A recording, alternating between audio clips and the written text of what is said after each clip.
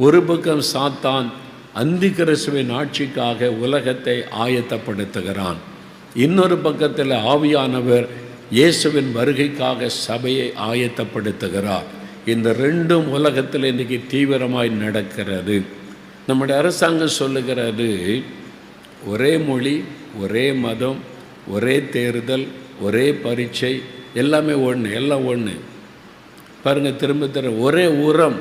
அது கூட நம்ம பிரதமர் சொன்னாங்க சில மாதத்துக்கு முன்னால், இந்தியா முழுவதும் ஒரே உரம் தான் பயன்படுத்தணும். அது ஒரே கல்வி முறை, ஒரே எக்ஸாம், ஒரே தேர்தல், ஒரே கார்டு, எல்லாமே சொல்கிறாங்கல்ல. இது இவங்க திட்டம் கிடையாது, இது பைபிள் எழுதப்பட்டிருக்கிறது. இது வெளிப்படுத்தின விசேஷத்தில் சொல்லப்பட்டது. அந்தி கிறிஸ்துவின் ஆட்சிக்கு உலகம் இன்றைக்கு நகர்த்தப்பட்டு கொண்டே இருக்கிறது. மக்களுடைய மைண்ட் இன்றைக்கு அதுக்கு நேராக நகர்த்தப்பட்டு கொண்டே வருகிறது.